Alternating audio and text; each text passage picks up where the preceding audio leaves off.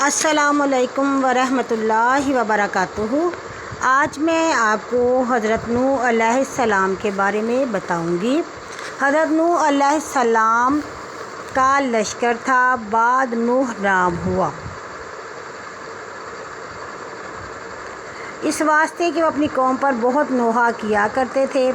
جیسے کہ ترجمہ: ہم نے نوح کو اس کی قوم کے پس رہے، وہ اپنی قوم کے پاس 950 برس، اور اس مدت میں 40 مرد اور 40 عورتوں کے سوا کوئی ایمان نہ لایا۔ اللہ کے حکم سے حضرت نوح علیہ السلام ہر روز پہاڑ کی چوٹی پر چڑھ کر اللہ تعالیٰ کی طرف خلق اللہ کو دعوت و حق دیتے اور پکارتے لا الہ الا اللہ وانا رسول اللہ، اور ان کی آواز اللہ کے حکم سے مشرق و مغرب تک پہنچ جاتی۔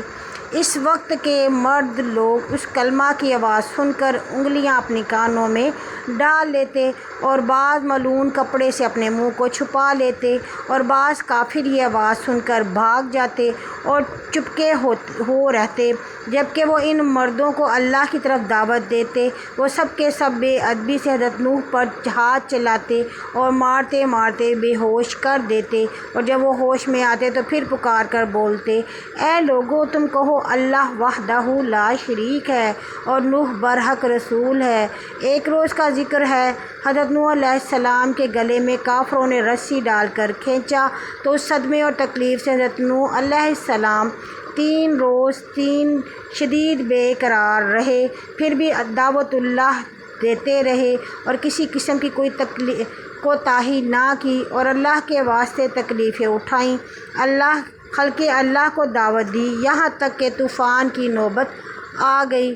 جیسے کہ قرآن پاک میں ترجمہ ہے، حضرت نوح نے اپنے رب سے کہا: اے میرے رب، میرے بلاتا رہا میں اپنی قوم کو رات و دن، مگر میرے بلانے سے اور زیادہ بھاگتے ہی رہے، اور ہر روز مجھ پر سوائے ظلم و ستم کے کچھ نہیں کرتے اور مجھے ناسزا کہتے ہیں۔ اور ایک دن کا ذکر ہے، حضرت نوح نے اپنی قوم کو اللہ کی طرف دعوت دی تو کافروں نے آ کر حضرت نوح کو ایسا مارا کہ تمام کپڑے لہو لہان ہو گئے۔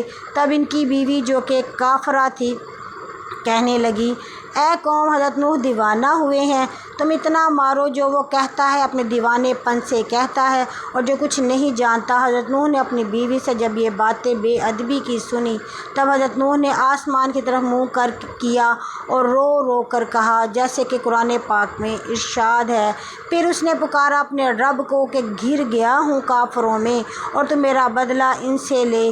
فی الفور حضرت جبرائیل علیہ السلام نے آ کر کہا: اے نوح، تو دعا کر، تیری دعا اللہ کی درگاہ میں مستجاب ہے، یہ قوم کفار تم پر ہرگز ایمان نہیں لائے گی، اور تم اس درخت کو لگاؤ۔ اور دوسرا قول یہ ہے، حضرت جبرائیل نے ایک شاخ درخت بہشت سے لا کر دی، حضرت نوح نے اس شاخ کو زمین پر لگایا، جب 40 برس گزرے تو وہ درخت اس قدر بڑا ہو گیا کہ 600 گز لمبا اور 400 گز موٹا چوڑا ہو گیا۔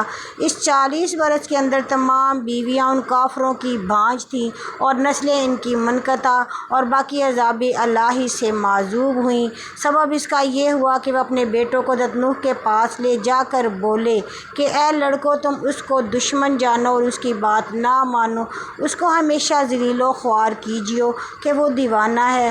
حضرت نوح نے جب یہ وصیتیں ان سے سنی، تب ان لوگوں سے نا امید ہو کر درگاہ الہی میں زاری کی اور کہا۔ ترجمہ قرآن پاک میں: اور کہا نوح نے: اے رب، جب اب نہ چھوڑ زمین پر منکروں کا ایک گھر بھی بچنے والا کہ نسل کافروں کی باقی نہ رہے زمین پر۔ تب جبرائیل علیہ السلام تشریف لائے اور فرمایا: اے نوح، اس درخت سے ایک کشتی بنا۔ نوح نے کہا: کس طرح بناؤں؟ حضرت جبرائیل نے کہا: تو اس درخت کو کاٹ اور چیر کر تختے بنا، میں تجھے بتاؤں گا۔ نوح نے اس درخت کو کاٹا اور چیر کر تختے بنائے، اور اللہ تعالیٰ فرماتا ہے: ترجمہ قرآن پاک میں اللہ تعالیٰ نے ہمارے روبرو ایک کشتی بناؤ اور ظالموں کے بارے میں مجھ سے کچھ نہ بول، یہ تو بے شک غرق ہوں گے، تو اس درخت کے تختوں سے کشتی بناؤ اور شاخوں سے اس کی میخیں لگا۔ حضرت نوح نے بموجب تعلیم حضرت جبرائیل کے دروگری سیکھ کر اس درخت کے تختے بنائے۔ پہلے تخت پر نام آدم کا، دوسرے پر شیش کا، تیسرے پر ادریس کا، چوتھے پر نوح کا، پانچویں پر موسیٰ اور چھٹے تختے پر نام صالح کا، ساتویں پر حضرت ابراہیم کا، اور اسی طرح 1,24,000 تختے نام سے 1,24,000 پیغمبروں کے نکالے، یعنی ہر تختے پر ایک ایک پیغمبر کا نام لکھا تھا، اور آخری تختے پر حضرت محمد صلی اللہ علیہ وسلم کا نام تھا، اور خاتم الانبیاء ہیں۔ حضرت نوح نے حضرت جبرائیل کی تعلیم سے کشتی بنائی۔ طول اس کشتی کا 1,000 گز اور عرض اس کا 400 گز تھا۔ جب کشتی تیار ہوئی تو اس کشتی کو دیکھ کر کافی لوگ بہت ہنسے اور افسوس کرنے لگے، جیسا کہ قرآن پاک میں ارشاد ہے۔ ترجمہ: نوح کشتی بناتے تھے اور جب اس قوم کے سردار اس پر گزرے تو ہنسی کرتے۔ اس پر نوح نے ان سے کہا، اگر تم ہنسی کرتے ہو تو ہم ہنستے ہیں تم پر جیسے تم ہنستے ہو۔ اب آگے جان لوگے کہ کس پر عذاب آتا ہے، عذاب رسوا کرنے والا اور ہمیشہ رہنے والا ہے۔ یہ فائدہ تفسیر میں لکھا ہے کہ وہ کافر ہنستے تھے اور خشک زمین میں غرق ہونے کا بچاؤ کرتے تھے، اور نوح اس چیز پر ہنستے تھے کہ دیکھو ان کے سر پر موت کھڑی ہے اور یہ لوگ ہنستے ہیں۔ غرض کشتی تیار ہو گئی اور اس میں 4 تختے کم ہوئے۔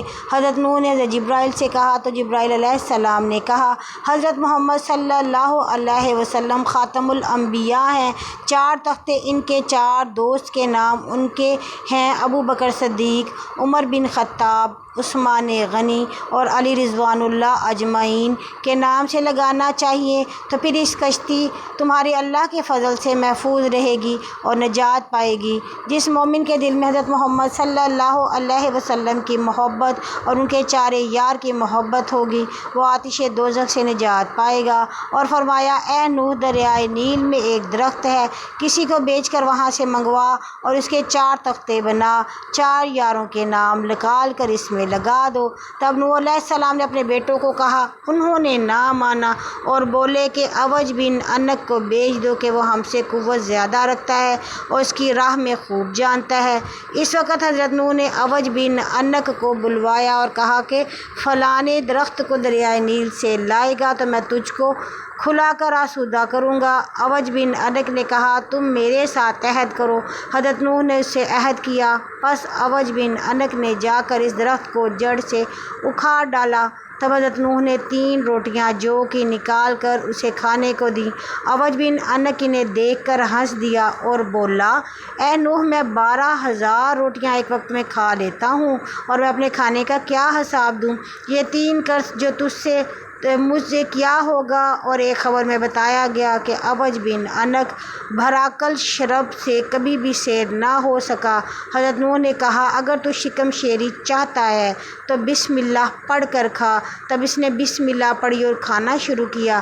چنانچہ اس نے دوسری روٹی کھانا شروع کی اور لقمے ہی بنا رہا تھا کہ اس کو اب کھانے کی حاجت نہیں رہی، اس کے شکم سیری ہو گئی۔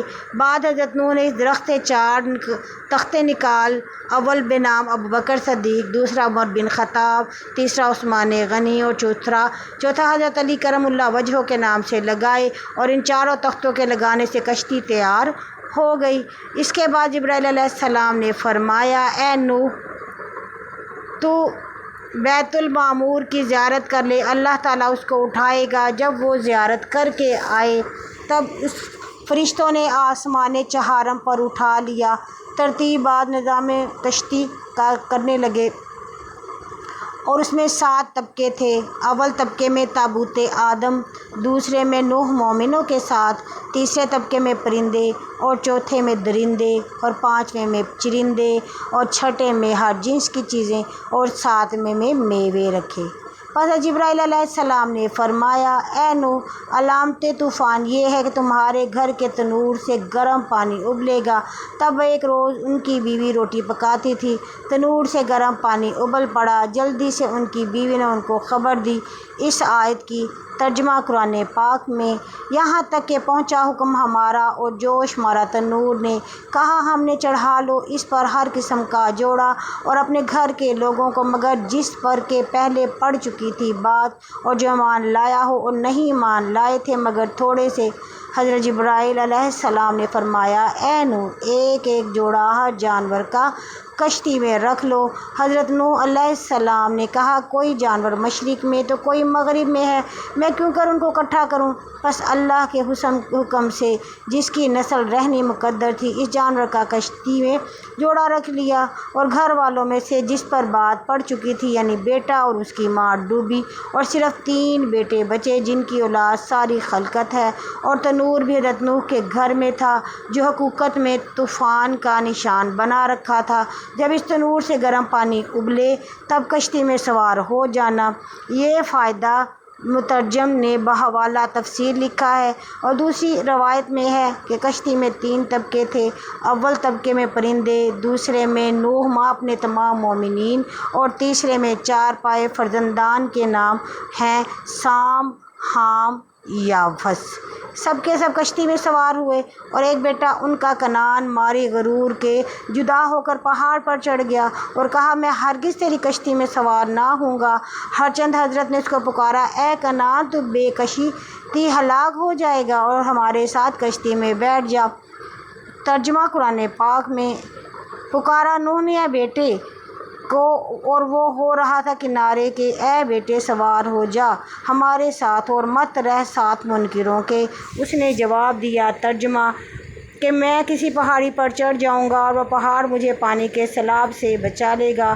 حضرت نوح علیہ السلام نے اللہ کے حکم سے فرمایا ترجمہ قرآن پاک میں کوئی بچانے والا نہیں آج کے دن سے اللہ کے حکم سے مگر جس پر وہ رحم کرے، اور فرمایا اے بیٹے آج کوئی باقی نہ رہے گا، عذاب الہی سے سب غرق ہو جائیں گے مگر وہ شخص کہ اللہ ان پر رحم کرے اور وہ مومن ہو۔ اور ماہ رجب کی 2 تاریخ تھی کہ پانی ابلنا شروع ہوا۔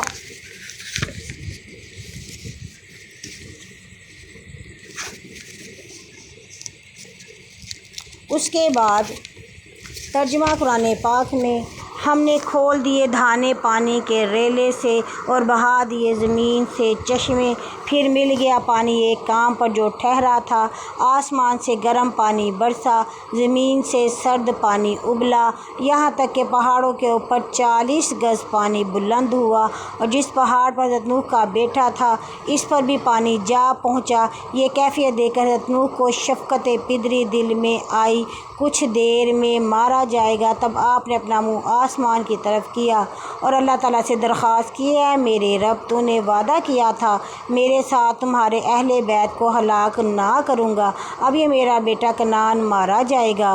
ترجمہ قرآن پاک میں اے نوح اپنے رب کو بولے اے میرے رب میرا بیٹا ہے میرے گھر والوں میں سے اور تیرا وعدہ سچا ہے، تو سب سے بڑا حاکم ہے۔ ایک عورت تو ہلاک ہو چکی، اب تو چاہے کہ تو بیٹے کو ہلاک کرے یا اسے نجات دے۔ اللہ پاک نے ترجمہ قرآن پاک میں فرمایا ناکارہ ہے اور ایمان بھی اس کا تمہارے ایمان کا موافق نہیں۔ پس کچھ دیر میں ایک موج آئی اور کنعان کو پانی میں غرق کر گئی۔ حضرت جبرائیل علیہ السلام نے فرمایا اے نوح تو کشتی پر سوار ہو جا اور اپنی زبان سے اس کو پڑھ۔ ترجمہ اللہ کے نام سے اس کا چلنا اور ٹھہرنا، تحقیق میرا رب ہے بخشنے والا مہربان۔ اور وہ بہتی رہی پانی کی لہروں میں مثل پہاڑ کے۔ یہ آئے جب پڑی کشتی پانی رواں ہو گیا اور بولو بازار آدمیوں کے کشتی بہت غلیظ ہو گئی۔ حضرت نوح علیہ السلام نے اللہ میں کشتی سے ہاتھی کی پیشانی پر ہاتھ پھیرا۔ قدرت الہی سے دو خوک اس کی ناک سے پیدا ہوئے اور انہوں نے سب غلاظت کشتی کی صاف کی، اور ابلیس علیہ لعنت اللہ خنزیر کی پیشانی پر ہاتھ پھیرا تو اس کی ناک سے دو چوہے پیدا ہوئے۔ حضرت نوح نے کہا، اے شیطان لعین، تجھے اس کشتی پر کون لایا؟ شیطان ملعون بولا، اس وقت کہ تو خنزیر کو ملعون کہا، اور میں جانتا تھا کہ تو مجھی کو ملعون بولے گا، لہٰذا میں خنزیر کے ذریعے سے کشتی میں آیا ہوں۔ چنانچہ چوہے جب کشتی میں سوراخ کرنے لگے تب حضرت نوح نے اللہ کی درگاہ میں فریاد کی۔ حضرت جبرائیل علیہ السلام نے آ کر حضرت نوح سے کہا، تو شیر کی پیشانی پر ہاتھ پھیر۔ تب حضرت نوح نے شیر کی پیشانی پر ہاتھ پھیرا تو دو بلیاں اس کے ناک سے پیدا ہوئیں، اور بلیوں نے سب چوہوں کو کھا لیا۔ اسی دن سے بلی دشمن ہوئی چوہے کی۔ حضرت نوح علیہ السلام ماہ رجب کی دوسری تاریخ سے عشرہ محرم الحرام کے تقریباً 6 ماہ 8 دن کشتی پر ہی رہے۔ بعد جناب باری تعالیٰ سے ندا آئی۔ ترجمہ قرآن پاک میں اللہ تعالیٰ کی طرف سے حکم ہوا، اے زمین نکل جا اپنا پانی، اور اے آسمان تھم جا، اور سکھا دیا پانی اور ہو چکا کام، اور کشتی ٹھہری جودی پر، اور حکم ہوا کہ دور ہو قوم سے جو بے انصاف ہیں۔ 40 دن برابر پانی آسمان سے برستا رہا، اور 40 روز پانی زمین سے ہر وقت ابلتا رہا۔ پھر 6 مہینے کے بعد پہاڑوں کے سر کھلے، اور کشتی ٹھہری ہوئی تھی جودی پہاڑ پر، اور یہ پہاڑ ملک شام میں ہے۔ پھر جب بارش شروع کی، زمین خشک ہو گئی، اور اتنی خشک ہو گئی کہ قطرہ بھی پانی کا زمین پر نہ رہا۔ جب یہ خشک ہوئی تو کشتی نوح اس دن زمین حجاز میں تقریباً 70 مرتبہ بیت اللہ کا طواف کر کے ملک شام کی طرف نکل گئی، اور جودی پہاڑ پر ساکن ہو گئی۔ پھر اس کے بعد جہاں کہیں پہاڑ تھے وہ سب دکھائی دینے لگے۔ حضرت نوح نے کسی پرندے کو زمین پر بھیجا تاکہ وہ خبر لائے کہ زمین پر کس قدر پانی ہے۔ وہ پرندہ جو حضرت نوح علیہ السلام نے بھیجا وہ زمین میں جا کر دانہ چگنے میں مشغول ہو گیا، اور وہ واپس نہ آیا۔ اس سبب سے اللہ تعالیٰ نے اسے اڑنے سے معذور کر دیا۔ پھر اس کے بعد حضرت نوح نے کبوتر کو بھیجا۔ وہ زمین پر جا بیٹھا اور کچھ سرخی تر اپنے پاؤں پر لگا کر کشتی میں آیا۔ تب حضرت نوح نے کبوتر کے حال پر دعا کی۔ پوری مخلوق اس کو پیار سے دیکھتی ہے۔ اس وقت حضرت جبرائیل علیہ السلام نازل ہوئے۔ انہوں نے 7 راہیں پانی کی بنائیں اور 7 دریا روئے زمین پر جاری کیے۔ تب سارا پانی جو کچھ زمین میں باقی تھا وہ دریاؤں میں جا گرا۔ اس کے علاوہ کچھ تھوڑا بہت رہ گیا، وہ تمام کا تمام خشک ہو گیا۔ حضرت نوح علیہ السلام نے کشتی سے باہر نکل ایک جانور کو بھیجا۔ وہ زمین پر گیا، بے سبب پانی نہ ہونے کے ٹھہر نہ سکا، پھر واپس آیا۔ تب حضرت نوح نے ان کے لیے دعا فرمائی اور تمام قوم کی کشتی پر سے اتار لیا۔ اس وقت اللہ نے حکم دیا، اے نوح، جتنے تخم اور جڑیں ہیں یہ سب زمین میں بو دے۔ چنانچہ حضرت نوح کو تمام قسم کی جڑیں اور تخم مل گئے، لیکن انگور کی جڑ نہ ملی۔ تب جناب باری تعالیٰ میں عرض کی آواز آئی، اے ابلیس، اس نے چرا لی ہے۔ تب حضرت نوح نے کہا کہ تو نے انگور کی جڑ چرا لی، اس کو لا کر دو۔ شیطان نے انکار کر دیا۔ حضرت نوح نے فرمایا، مجھے اللہ تعالیٰ نے خبر دی ہے کہ تو نے اس جڑ کو چرایا ہے۔ تب شیطان نے کہا، میں لا دوں گا۔ حضرت نوح علیہ السلام نے قبول کیا۔ کچھ ہی دیر بعد حضرت نوح کے سامنے پیش کر دی۔ اس طرح اس نے ایک شرط رکھی کہ جب تم اس کو بو گے، اس کی جڑ میں 1 بار تم پانی دو گے، 3 بار میں پانی دوں گا۔ یہ بھی حضرت نوح نے قبول کر لی۔ پھر انگور کو زمین میں بو دیا اور بے موج بے قول اپنے عمل لائے۔ حضرت نوح نے اس کی جڑ میں 1 دفعہ پانی دیا، شیطان نے 3 دفعہ، یعنی لومڑی، شیر اور سور، ان تینوں جانوروں کو مار کر خون اس کا جڑ میں دیا۔ اور جو شیرینی انگور میں ہے وہ حضرت نوح کے پانی کی ہے، اور جو شراب بنتی ہے وہ ابلیس لعین کے پانی دینے کی وجہ سے ہے۔ اسی وجہ سے شرابیوں کا مزاج لومڑی کی طرح ہوتا ہے، پھر شیر جیسا ہو جاتا ہے، پھر سور جیسا ہو جاتا ہے، کیونکہ نشے کی حالت میں شرابی کو کچھ نہیں دیکھتا، سنتا یا سمجھتا۔ اور یہ سب شیطان کے فعل سے ہوا۔ ابلیس نے کہا، اے شیخ الانبیاء، تیرا احسان مجھ پر بہت ہے، مجھ سے تو کچھ مانگ لے۔ حضرت نوح نے فرمایا، اے ملعون، تو ہمارے کس گناہ سے خوش ہوا ہے؟ بولا، تو نے گناہ نہیں کیا، تو ہزاروں کافروں کو اللہ کی درگاہ میں دعا کر کے ہلاک کرا دیا، وہ سب دوزخ میں ہیں، ہم میرے ساتھ ہمیشہ رہیں گے۔ حضرت نوح نے اس بات کو سن کر ترس کھا کر 100 برس تک روتے رہے۔ ایک روز حضرت نوح نے پوچھا، اے ملعون، کون سا فعل کہ جس کے کرنے سے اولاد آدم دوزخ میں جائے گی؟ وہ بولا، 4 چیزیں: حسد، حرص، تکبر، بخل۔ حضرت نوح نے اس شرط سے شرح پوچھی۔ اس نے بیان کیا کہ میں نے 70,000 سال اللہ عز و جل کو سجدہ کیا، اس کی عبادت بجا لایا۔ پھر جب آدم کو حق تعالیٰ نے بنایا، ان کو سجدہ کرنے کے لیے سب فرشتوں کو حکم دیا، سب فرشتوں نے سجدہ کیا۔ میں نے حسد کیا، اس لیے سزاوار لعنت ہوا۔ دوسری بار اللہ نے مجھ کو ارشاد دیا، تو آدم کو سجدہ کیوں نہیں کیا؟ میں نے تکبر کیا اور کہا، میں اس سے بہتر ہوں، کیونکہ تو نے آدم کو بنایا خاک سے اور مجھ کو بنایا نار سے۔ اللہ تعالیٰ نے اپنی درگاہ میں مجھے مردود کیا۔ اور تیسری وجہ حرص ہے، آدم کو گھیو کھانے کی، جس سے اللہ تعالیٰ نے منع کیا، وہ ہمیشہ بہشت میں رہے، اور میں نے ان کو گھیو کھلایا، اس لیے وہ بہشت سے نکالے گئے اور یہاں گرفتار ہوئے۔ چوتھا بخل، اللہ تعالیٰ نے بخیلوں پر جنت کو حرام کر دیا ہے اور وہ جنت میں نہیں جائیں گے۔ ابلیس لعین جب یہ ماجرا حضرت نوح کو سنا کر چلا گیا، اس کے بعد حکم ہوا کہ نوح، کشتی کی لکڑی سے تو ایک مسجد بنا۔ تب انہوں نے جودی پہاڑ پر ایک مسجد بنائی اور وہاں بستی بن گئی اور نام اس بستی کا سمانین رکھا۔ اس کے معنی ہے 80 آدمی مومن اور مومنہ۔ حضرت نوح نے اس کے ساتھ وہاں رہتے تھے۔ اس کے چند روز بعد حضرت نوح نے وفات پائی۔ پھر اولاد ان کی سام، حام اور یافس رہی، اور تمام مخلوقات ان کی نسل سے ہیں۔ اہل عرب و عجم سام کی اولاد ہے، اہل حبش حام کی اولاد ہے، اہل ترکستان یافس کی اولاد ہے۔ اور مروی ہے کہ حضرت نوح علیہ السلام ایک روز سو گئے تھے، ہوا سے کپڑا عورت کی سطر کا الگ ہو گیا۔ حام کی نظر اس پر پڑی، وہ ہنس کر چپکا ہو رہا، اور سام کی نظر جب پڑی تو اس کپڑا اڑا دیا، اور حضرت نوح نے خواب سے بیدار ہوئے تو ان دونوں کا ماجرا سنا۔ حضرت نوح نے سام کو دعائیں دی، اس واسطے اولاد پیغمبر ہوئی، اور حام کو بددعا دی، اس وجہ سے اس کا منہ سیاہ ہوگا، اور اولاد بھی ان کی سیاہ رہی۔ اور بعض نے کہا حام نے سام کو دعا دی تھی، اس لیے اولاد پیغمبر ہوئی۔ اور مروی ہے کہ حضرت عمر نوح علیہ السلام کی 1400 برس تھی، ایک دوسری روایت میں 1000 برس تھی، اور تیسری روایت میں ہے 1000 برس تھی، ایک روایت میں ہے 950 برس تھی، اور غالباً یہی صحیح ہے۔ سورۃ عنکبوت میں مذکور ہے، حضرت نوح نے اس دار فانی سے جب رحلت فرمائی تو فرشتوں نے ان سے پوچھا، اے شیخ الانبیاء، دنیا کو کیسا دیکھا؟ حضرت نوح علیہ السلام نے فرمایا، مجھے تو ایسے معلوم ہوا، ایک دروازے سے گھس کر دوسرے دروازے سے نکل آیا۔ بعض اولاد سام میں، بعض نے کوفے میں، بعض نے یمن میں، بعض نے حجاز اور شام میں، اور بعض نے مغرب میں جا کر شہر بسائے، اور اولاد حام نے ہندوستان میں آ کر شہروں کو آباد کیا۔ اولاد یافس ترکستان میں جا کر سکونت پذیر ہوئی اور وہاں بہت سے شہر آباد کیے۔ چنانچہ سارا جہاں ان تینوں سے آباد ہوا۔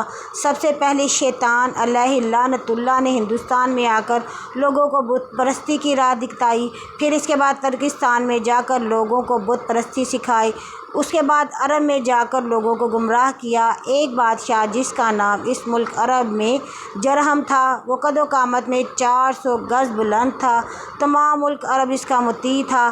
بعض نے حضر موت اس کا نام اسی کا تھا، اس نے وہاں مکانات اور باغات اور نہریں بنائیں، اس کی قوت و شجاعت میں اس کے برابر ملک عرب میں کوئی نہ تھا۔ 700 برس تک ان میں سے کوئی بھی نہ مرا، وہ سب موت کو بھول گئے، اور زمین اس آباد معمور تھی، اور سب کے سب جاہل تھے، کوئی بھی اہل علم نہ تھا، تہذیب و تمدن سے بالکل نا آشنا تھے۔